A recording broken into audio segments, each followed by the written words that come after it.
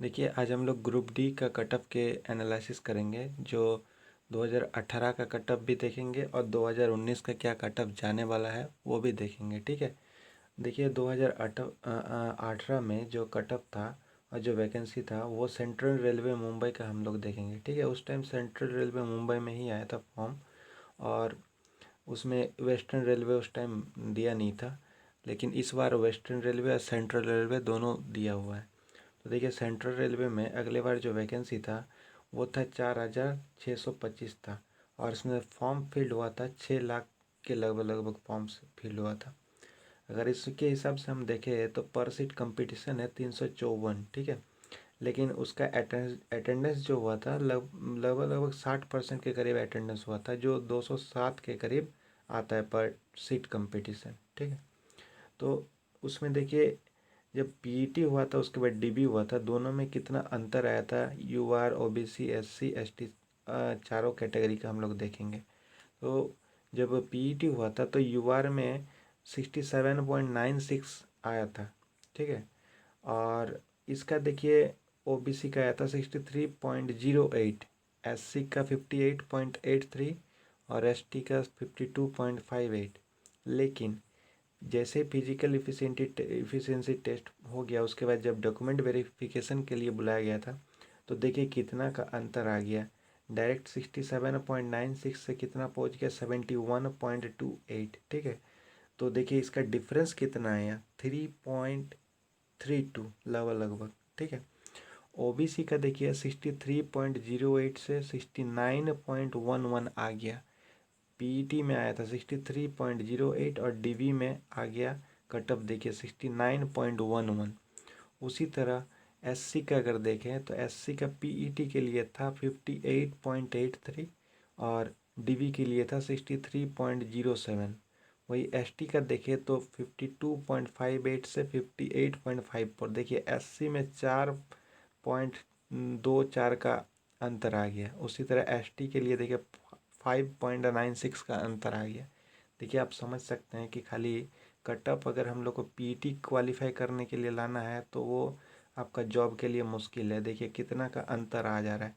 इसीलिए हमेशा आपको टारगेट रखना है कि डीवी का जो है उसके इर्द गिर्द या तो उससे 2 नंबर ज़्यादा ही लाने का कोशिश कीजिए, अगर आपके सीट को आपको सेफ रखना है तो।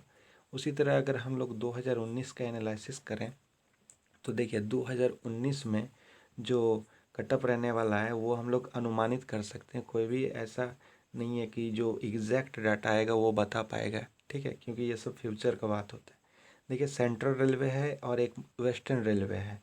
तो सेंट्रल रेलवे में हम लोग को पता है कि लगभग लगभग 9,345 जो वैकेंसी दिया हुआ है, और जो फॉर्म फिलअप हुआ वो लगभग लगभग 8 लाख के करीब फॉर्म फिलअप हुआ है। अगर इसके हिसाब से हम लोग देखें तो पर सीट कंपटीशन जो है तो वो 85 रहने वाला है। ठीक है। लेकिन हम लोग मान लेते हैं प्रीवियस ईयर में जो था, जो 2018 में था प्रीवियस वाला वैकेंसी, उसमें 60% ही स्टूडेंट देखे यहाँ पर अटेंडेंस हुआ था। लेकिन हम लोग मान लेते हैं कि इस बार 65 के अप्रॉक्सीमेटली स्टूडेंट अगर अटेंडेंस में रहते हैं तो ये लगभग लगभग आपका निकलेगा 55.25। उसको चलिए अप्रॉक्सीमेटली डाटा हम लोग 55 मान लेते हैं, मतलब पर सीट कंपटीशन 55 रहने वाला है। ठीक है। देखिए, इसमें अभी हम यूआर का नहीं लिखे हैं डाटा। यूआर का नहीं लिखे हैं, इसका भी आपको कारण पता चलेगा क्यों नहीं लिखे हैं। यूआर का हम आपको लास्ट में बताते हैं, वीडियो को अंत तक देखते रहिए। देखिए, ये ओबीसी का जो है इसको हम लोग देखिए प्रीवियस ईयर में था जो 63.08 था, यहाँ पर देखिए 62.64 लिए हैं। ठीक है। ये लगभग लगभग आपका इतना अगर आ रहा है, इतना नंबर, आप अगर टेक्स्ट बुक वगैरह किसी से भी अगर टेस्ट दे रहे हैं तो अगर अगर आपका इतना आ रहा है ओबीसी में तो समझ लीजिए कि आपका सीट पीईटी के लिए आप क्वालिफाई हैं। लेकिन पीईटी तक जाना ही हम लोग का एग्जैक्ट हम लोग का मकसद नहीं है। डीवी के लिए देखिए 68.71, इसके बीच अगर आपका नंबर आ रहा है 68 से 71, ठीक है, तभी आपका डीवी क्वालिफाई होने के बाद आपका सीट पक्का हो जाएगा। आप इतना नंबर लाने का कोशिश कीजिए ओबीसी के जितने भी कैंडिडेट हैं। उसी तरह एससी का देखिए, अगर आपको पीईटी खाली क्वालिफाई करना है तो 58 से 68 आ रहा तो इनफ है। लेकिन आपको पीईटी क्लियर करने से कुछ नहीं होगा, आपको सीट अगर चाहिए तो 62 से 64 नंबर लाना पड़ेगा। इतना लाने से आपका सीट पक्का हो जा रहा है। इतना अगर आपका टेस्ट में मॉक टेस्ट वगैरह में इतना के बीच में आ रहा है तो समझिए आपका पक्का हो जाएगा। उसी तरह एसटी का अगर देखें तो 52 से 54, और जो वो पीटी के लिए अगर डीवी का देखें तो 57 से 60 के बीच अगर आ रहा है तो एसटी वालों का सीट पक्का हो जाएगा। उसी तरह अगर ईडब्ल्यूएस कैटेगरी का देखें, देखिए ईडब्ल्यूएस कैटेगरी का इस बार बहुत ही ज़्यादा फायदेमंद होने वाला है, क्योंकि ईडब्ल्यूएस कैटेगरी में बहुत ही कम स्टूडेंट इस बार फॉर्म फिलअप किए हैं। और जो सेंट्रल रेलवे और जो वेस्टर्न रेलवे है वहाँ पर तो बहुत ही कम स्टूडेंट ईडब्ल्यूएस का फॉर्म फिलअप किया हुआ है, क्योंकि आरटीआई का रिप्लाई ऑलरेडी हम लोग देख चुके हैं। देखिए पीईटी जो है, पीईटी इसमें 56 से 62 के बीच अगर आ रहा है, ठीक है, तो ये देखिए आपका सेफ स्कोर है पीईटी के लिए। लेकिन अगर आपको ईडब्ल्यूएस वालों को अगर डीपी में भी क्वालिफाई करना है और सीट को पक्का करना है तो 67 से 69 के बीच नंबर लाना होगा, ठीक है, जो ओबीसी से भी आपका कम रहने वाला है, ठीक है।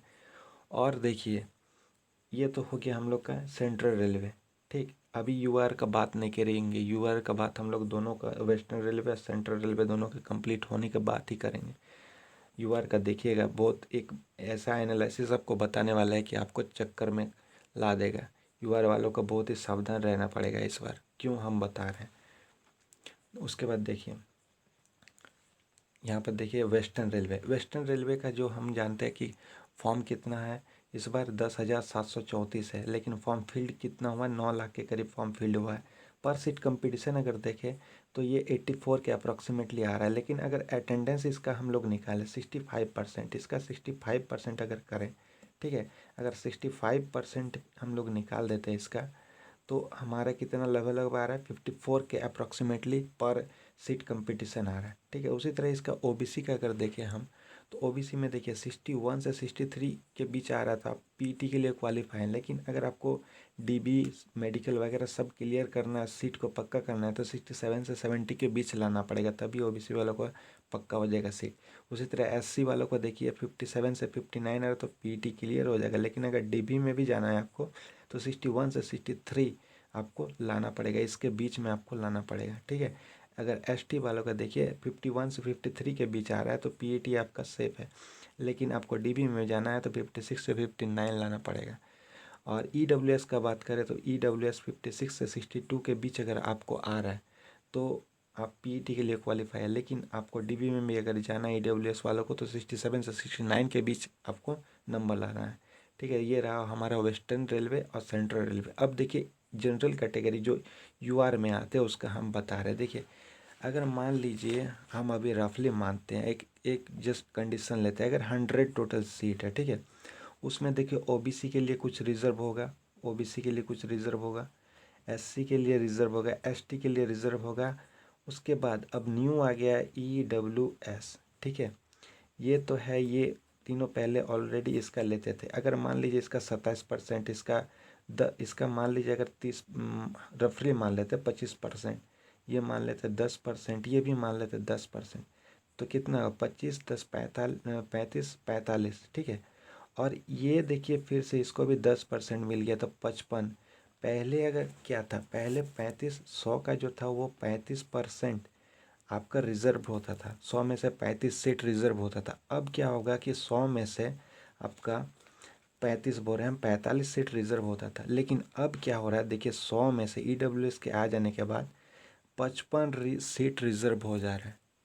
अगर 55 सीट रिजर्व हो रहा है तो बच रहा है कितना, 45 100 में। तो आपको देखिए पहले आपको मिलता था 55 सीट मिलता था, 55 सीट मिलता था जनरल कैटेगरी को, यो अनरिजर्व कैटेगरी है। लेकिन इस बार आपको बस 100 में से 45 सीट ही मिलेगा। तो सोचिए इस बार आपका कंपटीशन पहले वाले कंपटीशन से भी टफ रहने वाला है, ठीक है। आप पहले वाला जो कटअप था उसमें और +2 से +3 जोड़ दीजिए, तभी जाके आपका इस बार होने वाला है। बाकी जो कैटेगरी वाइज है उन लोग का तो सब ठीक है, ईडब्ल्यूएस का तो बल्ले बल्ले कोई बात नहीं, एकदम कम उन लोग का फॉर्म फिलअप हुआ है। लेकिन जो अनरिजर्व कैटेगरी है उनको ध्यान से इस बार रहना पड़ेगा। पहले वाले से भी आपका कंपटीशन और मजबूत होने वाला है, क्योंकि पहले आपको अगर 100 अगर पूरा सीट है मान लेते एक रफली डाटा, तो पहले आपको फाइट करने के लिए 55 सीट मिलता था, लेकिन अब 100 में से आपको 45 ही सीट बचा हुआ है। इसीलिए अनरिजर्व कैटेगरी को और भी ज़्यादा फाइट करना पड़ेगा। अगर देखिए इस हिसाब से अगर हम देखें तो इसमें आप +3 अगर जोड़ देते हैं तो कितना आपका 70 से आपका 72 तक अगर आ रहा है तो पीईटी के लिए आप क्वालिफाई है। इसी तरह आपको और इसमें जोड़ देना है, लगभग आपको 4 से 5 नंबर बढ़ा देना है। 75 से 78 के बीच आपको लाना है, तभी आप क्वालिफाई हो जाएंगे, नहीं तो आपका सीट नहीं रहने वाला है। जनरल की कैटेगरी के लिए, जो अनरिजर्व कैटेगरी है उनके लिए बहुत ही टफ कंपटीशन रहने वाला है इस बार।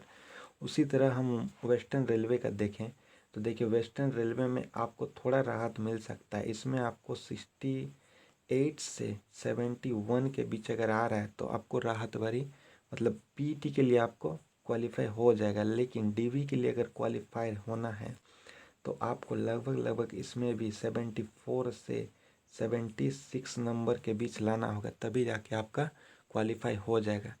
ठीक है फ्रेंड्स, अगर आपको वीडियो अच्छा लगे तो प्लीज़ लाइक शेयर और सब्सक्राइब ज़रूर कीजिएगा। इसी तरह हम अभी आपको सभी जोन का एक साथ भी एनालिसिस बताने वाले हैं, और जो इंडिविजुअल जोन है उनका भी एनालिसिस 1 बाय 1 सबको बताने वाले हैं। ठीक है, और आपको वीडियो कैसा लगा नीचे कमेंट ज़रूर कीजिएगा, और आपको अगर जो भी डाउट है आप कमेंट में लिख सकते हैं। आपको ये कटअप के बारे में कैसा लगा एनालिसिस। ठीक है, थैंक यू फ्रेंड्स।